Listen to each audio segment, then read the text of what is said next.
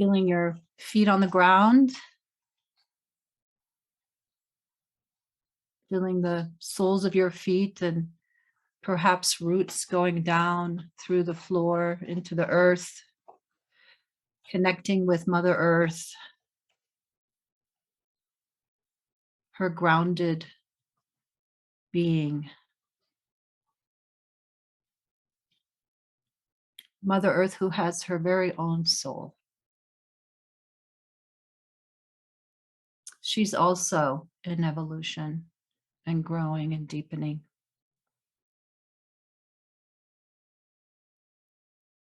And she is our Earth Mother. And we can lean on her. And we're meant to.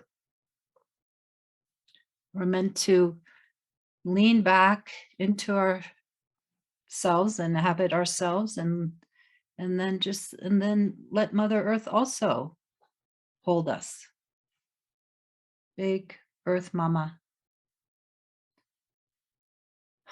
help ground us because we are made of the stars as well. So we need that grounding. Okay. Take advantage of what she provides at all times. If you ever feel disconnected to yourself, kind of do this kind of backward step into your body, re-inhabiting yourself, your body, and then allowing yourself to sink into a deeper holding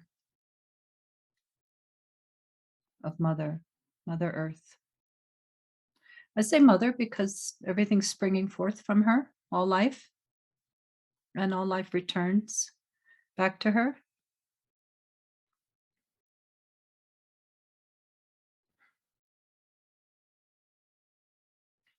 And it's kind of neat to contemplate that she's also on a journey of evolution and development. She's not just here in support to us or for us to ignore and use her resources. She's also a being. And so today's a little more imaginal. We're going to be entering some different kinds of realms together. And some may completely resonate, some might be new to you, and some might not feel true to you.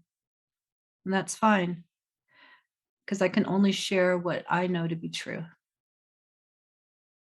Okay, and my feeling is that it's a common held truth, but perhaps it isn't for you. And I absolutely invite you to be self-guided in your own knowing, in your own wisdom. Okay. So when I say that Mother Earth is a being, that's my own knowing. Perhaps it's yours. When I say Mother Earth is a soul upon herself that's growing in consciousness, in awareness, in wisdom, as that, as an, as that, as God, as universal intelligence. Perhaps that's also a knowing that you feel connected to. Why is this important? Because it's not just our own growth that we are about. We're connected as a soul group here just now with everyone on the planet. There's a soul connection with all animals, with everything in existence. We're participating in one another's growth.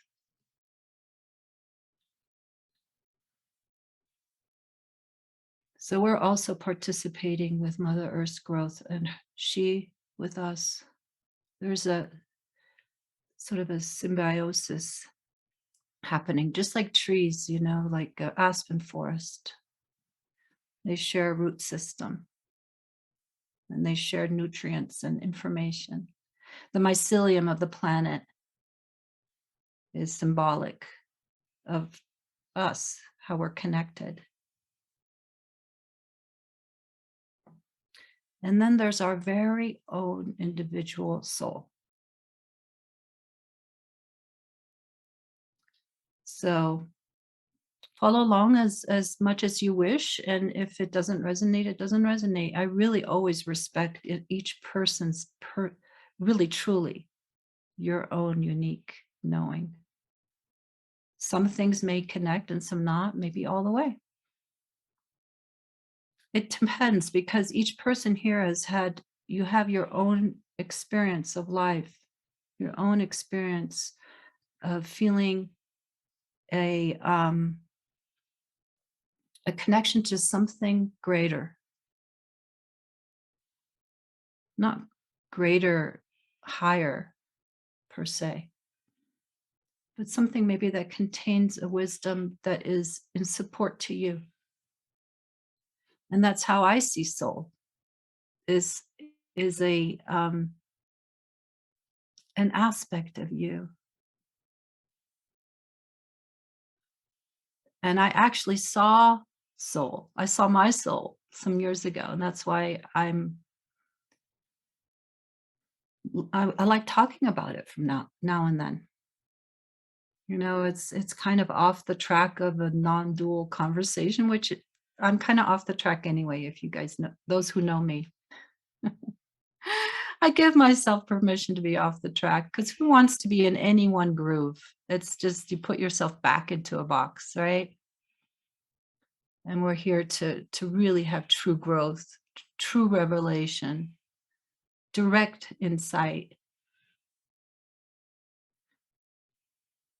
So I saw my soul in a meditation, I guess, or something. I kind of have a mystical side, and it was a star. It was a star. It is a star. So if I have a star that's s- soul, why wouldn't everyone? Maybe it just that's the way that mind saw it, but it was so beautiful.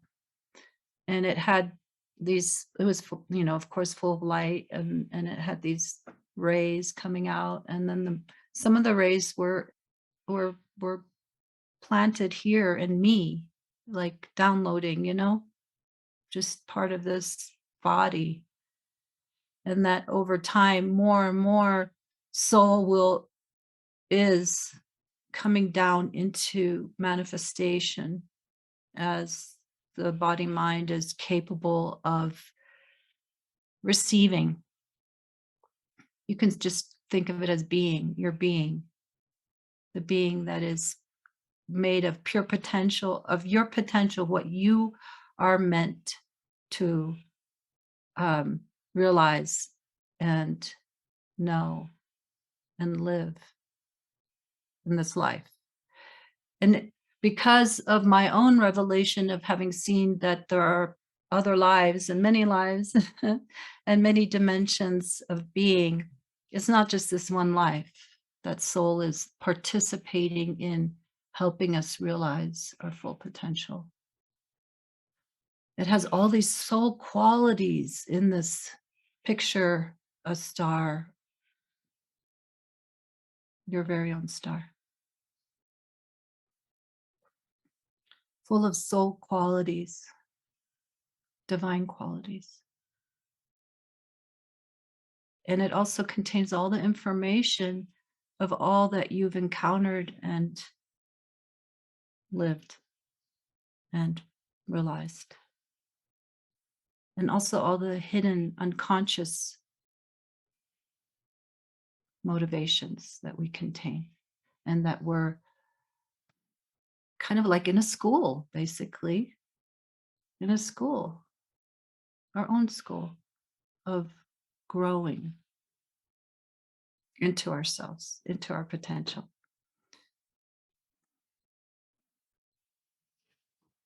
And if you hear snoring, it's a dog. I'm taking care of a couple dogs, my daughter's dogs today.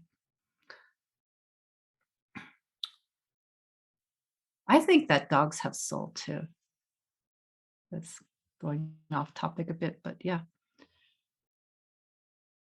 I think everything in creation that is on a path of learning and growing is due to soul. Soul is just like doesn't it has a different kind of body, a light body or whatever body. And what I saw when soul was revealing itself to me in a greater way, I've always felt soul, I think, but the understanding of it has deepened, perhaps in you too. It's something one has to lean into and listen.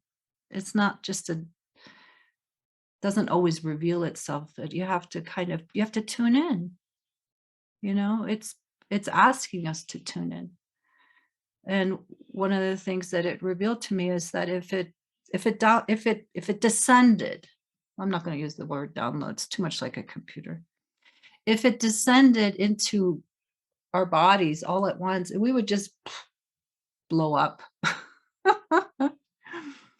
So that's why it does it in increments. And like these, maybe let's just explore a little bit, like when you felt deeper levels of insight that just come to you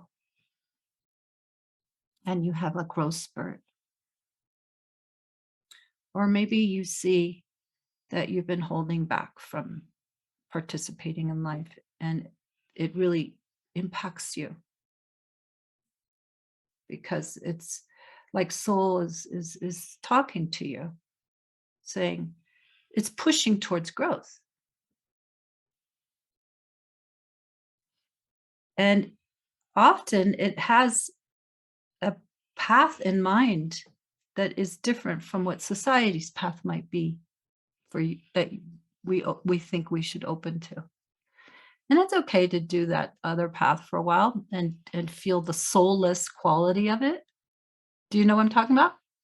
When something feels soulless, it's because it's not in sync. We're not in sync with what we're meant to be doing. There's this path that's unique for you. And it's not always easy. It's not always doesn't always make sense. Usually doesn't to linear mind. But it's so nice when we kind of fall into step with soul purpose.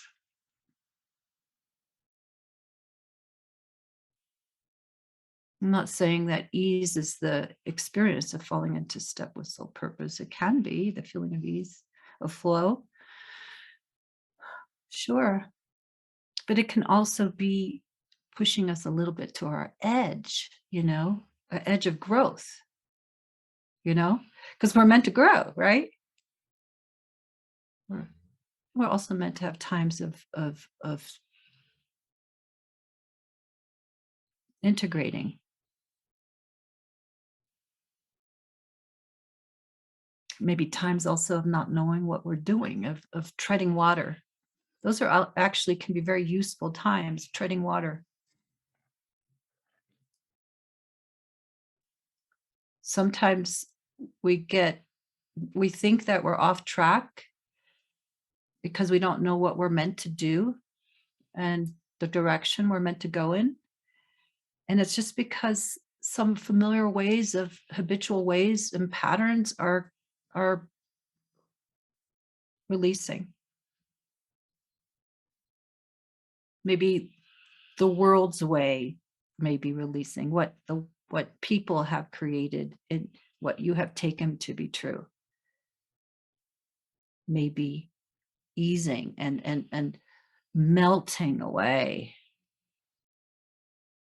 so that what you this as soul as inhabiting soul can come forward, which is very directional, has a clear direction for you in like a unique snowflake, a unique flower in a field to live out, to realize.